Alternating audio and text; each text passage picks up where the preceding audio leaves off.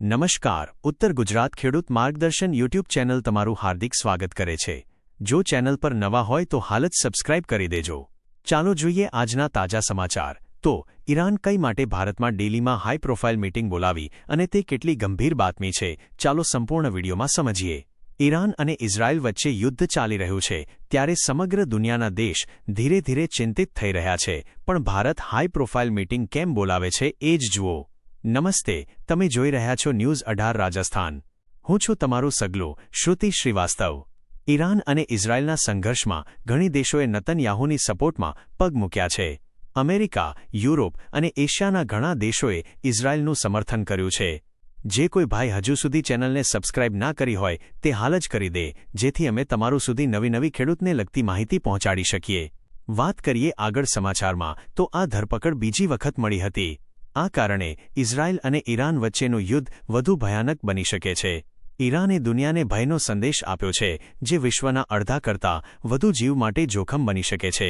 આ ભય પછી ભારતમાં એક મોટું મીટિંગ થયું, જ્યાં આ ભય પર તીવ્ર ચર્ચા થઈ।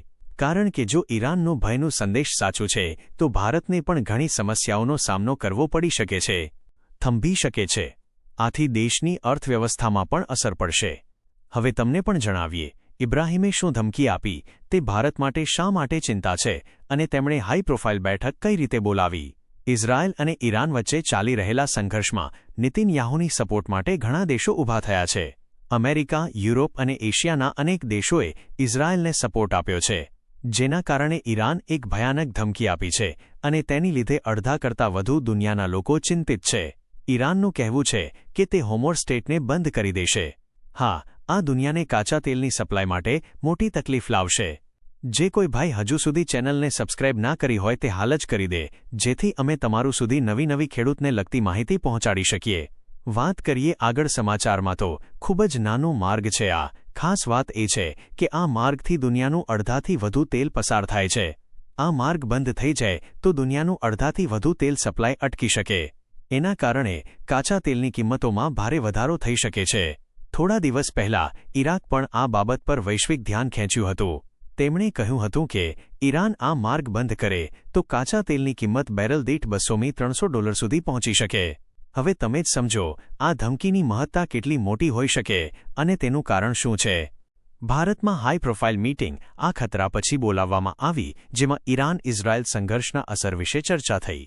માહિતી પ્રમાણે વાણિજ્ય મંત્રાલયે શુક્રવારે ભારતના વિદેશી વેપાર પર ઈરાન ઇઝરાયલ સંઘર્ષના અસરનું મૂલ્યાંકન કરીને આ સમસ્યાઓ માટે ઉકેલ શોધવા માટે શિપિંગ સર્વિસ પ્રદાતાઓ, કન્ટેનર કંપનીઓ અને અન્ય વિભાગો સાથે અલગ લોકોની બેઠક યોજી। આ બેઠકનું અધ્યક્ષત્વ વાણિજ્ય સચિવ સુનિલ બર્ધવાલે સંભાળ્યું। ભાગ લેનારાઓએ કહ્યું કે હોર્મુઝ જલમાર્ગ અને દમરુદ વચ્ચેનો વિસ્તાર હવે સ્થિર છે અને કોઈપણ ઘટનાને કડક નજર રાખવામાં આવી રહી છે। જે કોઈ ભાઈ હજુ સુધી ચેનલને સબસ્ક્રાઇબ ના કરી હોય તે હાલ જ કરી દે, જેથી અમે તમારું સુધી નવી ખેડૂતને લગતી માહિતી પહોંચાડી શકીએ। વાત કરીએ આગળ સમાચારમાં, તો નૌકા માહિતી વ્યવસ્થા લાગુ કરવામાં આવી છે। અધિકારીઓએ કહ્યું કે માલ પરિવહન અને વીમા દરો પર પણ બારીકીથી ધ્યાન આપવામાં આવી રહ્યું છે। વાણિજ્ય સચિવે વર્તમાન પરિસ્થિતિઓ અને ભારતીય વેપાર પર તેના પ્રભાવનો અંદાજ લગાવવાની જરૂરિયાત પર ભાર મૂક્યો છે। પરિસ્થિતિ અનુસાર તમામ શક્ય વિકલ્પો પર વિચાર કરવામાં આવશે, તે અંગે તેમણે માહિતી આપી। નિકાસકારોએ કહ્યું કે જો યુદ્ધ વધારે તીવ્ર થયું તો વિશ્વ વેપાર પર અસર પડશે અને હવાઈ અને સમુદ્રી માલ પરિવહનના દરો વધીને શકે છે। આ સંઘર્ષને કારણે હોર્મુઝ જલમાર્ગ, મધ્ય અને કેમ્પ સમુદ્રના વેપારિક નૌકાવહનોના સંચાલનમાં મુશ્કેલી આવી શકે તેવું તેઓ ડરે છે। ભારતનું લગભગ 2/3 કાચું તેલ અને તેની અડધી LNG હોર્મુઝ જલમાર્ગથી આવે છે અને હવે ઈરાન તેને બંધ કરવાની ચિંતા વ્યક્ત કરી છે। આ જલમાર્ગ તેના સૌથી સંકુલ ભાગમાં માત્ર 21 માઇલ પહોળો છે, જે વૈશ્વિક તેલ વ્યવહારમાં લગભગ 5મો ભાગ સંભાળે છે અને ભારત માટે ખૂબ જ આવશ્યક છે।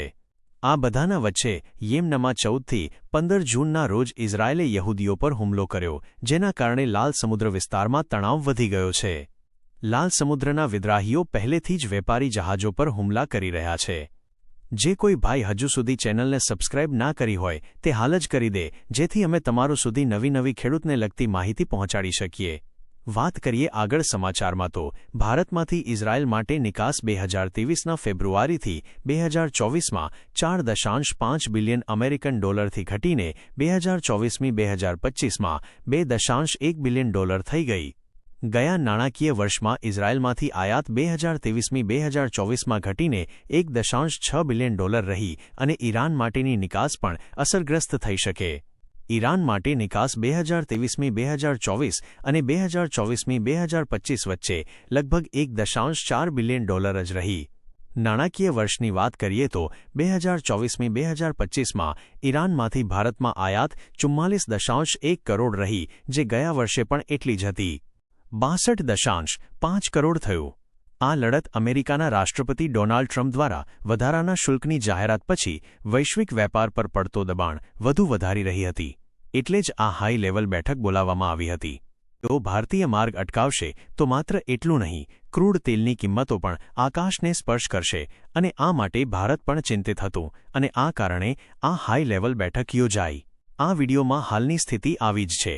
જોઈ રહ્યા છો ઉત્તર ગુજરાત માર્ગદર્શન ન્યૂઝ ચેનલ પર નવા હોય તો સબસ્ક્રાઇબ કરી દેજો.